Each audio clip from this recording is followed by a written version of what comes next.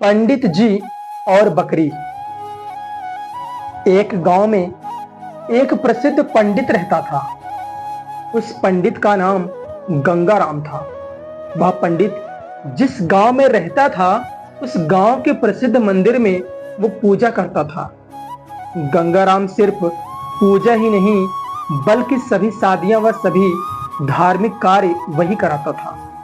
गंगाराम इतना प्रसिद्ध था कि आसपास के सभी गांवों में उसकी चर्चा हुआ करती थी और सभी लोग उस पंडित का बहुत आदर किया करते थे। गंगाराम पंडित इतने प्रसिद्ध थे कि सभी लोग उन्हीं से अपना धार्मिक कार्य कराने के लिए दूर दूर से गांव में बुलाया करते थे और अच्छा दान भी दिया करते थे।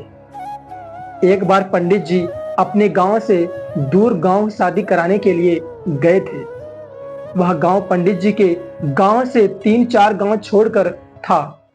पंडित जी अब शादी कराने के बाद वहां से लौट रहे थे तो उन्हें एक बकरी भेंट स्वरूप दी गई। गंगाराम बकरी को लेकर पैदल अपने रास्ते धीरे धीरे लौट रहे थे क्योंकि उनका गांव 4 गांव के बाद था।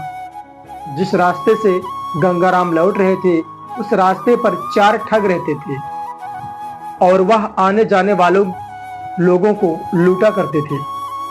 जब उन 4 ठगों ने पंडित जी को देखा तो वे बोलने लगे, आज तो सुबह से कोई नहीं मिला और हमारे खाने पीने की व्यवस्था भी नहीं हुई है। चलो आज हम इस पंडित को ही लूट लेते हैं और इनसे ये बकरी चुरा लेते हैं। किंतु उन ठगों में से एक ठग बोलता है, अगर पंडित जी को हमने मारा तो सारे गांव वाले हमें छोड़ेंगे नहीं और हमें बहुत पाप लगेगा। ये चारों ठग पंडित जी से बकरी चुराने की एक नई तरकीब निकालते हैं और चारों ठग अपने अपने काम पर लग जाते हैं। गंगाराम जब पहले गांव पहुंचने वाला होता है तो वहां पहला ठग उन्हें मिलता है। ये ठग एक साधारण व्यक्ति की तरह पंडित जी से राम राम करता है और उनके पैर पड़ने के लिए झुकता है, लेकिन वह रुक जाता है और पंडित जी से बोलता है, पंडित जी आप तो बहुत ज्यादा प्रसिद्ध पंडित हैं और लोग आपकी बहुत इज्जत करते हैं, लेकिन ये क्या, आप इस गधे को साथ ले जाकर क्या कर रहे हैं? पहले ठग की बात सुनकर पंडित जी गुस्सा हो जाते हैं और बोलते हैं, अरे मूर्ख, ये गधा नहीं है, ये बकरी है। लेकिन वह ठग पंडित जी से कहता है कि ये बकरी नहीं गधा है, आपको किसी ने बेवकूफ बनाया है। पंडित जी फिर गुस्से से कहते हैं कि तू ही मूर्ख है, या गधा नहीं बकरी है, और इतना बोलकर पंडित जी आगे निकल जाते हैं। पंडित जी आगे निकल तो गए लेकिन इस घटना की वजह से पंडित जी के दिमाग में एक हल्का सा भ्रम हो गया।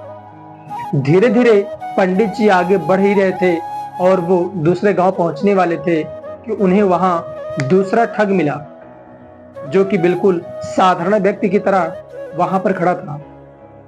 वो दूसरा ठग पंडित जी से राम राम करता है और उनके पैर पड़ने के लिए झुकता है, लेकिन वह भी पहले ठग की तरह रुक जाता है। पंडित जी उस दूसरे ठग को ऐसे रोकते हुए देखकर पूछते हैं, क्या हुआ, रुक क्यों गए? वह बोलता है, पंडित जी आप इस गधे को साथ लेकर क्यों घूम रहे हो?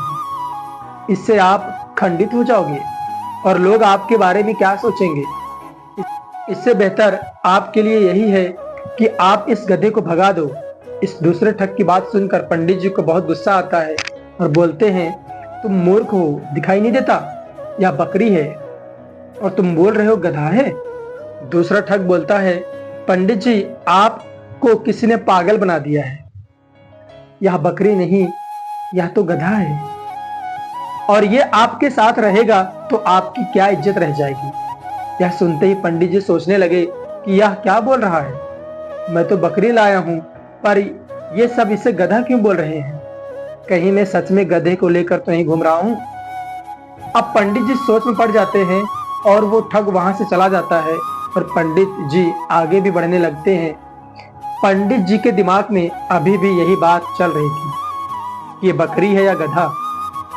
जब पंडित जी तीसरे गांव में पहुंचने वाले होते हैं तो उन्हें वहां तीसरा ठग मिलता है। वो भी पंडित जी से राम राम करता है और पैर पड़ने के लिए झुकता है, लेकिन रुक जाता है। तो पंडित जी पूछते हैं क्या हुआ। वह ठग पंडित जी से बोलता है, पंडित जी बाकी सब तो ठीक है, आप इस गधे को साथ में लेकर क्यों घूम रहे हो। तीसरे ठग की बात सुनकर पंडित जी कहते हैं कि मैं इस गधे को गांव से बाहर छोड़ने जा रहा हूं। मुझे रास्ते में दयनीय हालत में मिला था। और पंडित जी अब वहां से निकल जाते हैं। ये तीन ठगों की बात सुनकर पंडित जी को खुद से विश्वास उठ गया। उन्हें लगता है कि लोग सही बोल रहे हैं और मैं गलत हूं, लेकिन फिर भी सोचते हुए कि मैं सही हूं, इसी तरह उनका विश्वास खुद पर से गिरने लगता है और सोचते हैं कि मैं अपने गांव पहुंचने वाला हूं। अगर ये बकरी नहीं हुई और गधा हुआ तो लोग मेरे बारे में क्या सोचेंगे। इन्हीं सब विचारों के चलते पंडित जी चौथे गांव पहुंचने वाले होते हैं कि उन्हें चौथा ठग मिलता है और वो भी पंडित जी से राम राम करता है और पैर पड़ने के लिए झुकता है, लेकिन वो भी रुक जाता है। पंडित जी इस चौथे ठग से पूछते हैं क्या हुआ। तो वह ठग पंडित जी से कहता है कि पंडित जी आप इस गधे को साथ में लेकर क्यों चल रहे हो। पंडित जी उस चौथे ठग से कहते हैं कि मैं इस गधे को गांव के बाहर छोड़ने ही वाला था। वह ठग बोलता है, पंडित जी यह गधा आपको शोभा नहीं देता, लोग आपके बारे में क्या सोचेंगे, आप इसे मुझे दे दीजिए, मैं इसे बाहर छोड़ आऊंगा। इसी के साथ पंडित जी ने अपने आप पर विश्वास को खो देते हैं और उस बकरी को गधा समझकर उस ठग को दे देते हैं और अपनी बकरी को छोड़कर आ जाते हैं। उन चारों ठगों की ये तरकीब काम आ जाती है और वह पंडित जी से बकरी छुड़ा लेते हैं और उसे बेचकर पैसे कमा लेते हैं। हमें खुद पर विश्वास रखना चाहिए। दूसरा व्यक्ति क्या कह रहा है इससे हमें कोई फर्क नहीं पड़ना चाहिए, क्योंकि रास्ता भटकाने वाले बहुत मिलेंगे। इस कहानी में भी वही हुआ है। अगर पंडित जी को खुद पर विश्वास पूरा होता कि हाँ ये बकरी ही है, वह अपनी बकरी को ठगों को नहीं दे देता। इस तरह हमें भी अपने ऊपर विश्वास रखना चाहिए। दोस्तों, इस कहानी से हमें यह शिक्षा मिलती है कि पग पग पर लोग हमें कुछ न कुछ बोलते रहेंगे, हमारा रास्ता भटकाते रहेंगे, लेकिन हमें खुद पर विश्वास करते हुए आगे चलना है, तभी हम सफलता को हासिल कर सकते हैं। अगर आप अपने आप पर विश्वास नहीं करेंगे तो दुनिया आप पर विश्वास नहीं करेगी। इसलिए स्वयं पर विश्वास करते हुए आगे चलते रहिए, एक दिन सफलता आपको जरूर मिलेगी। दोस्तों, कहानी कैसे लगी कमेंट बॉक्स में जरूर बताइए।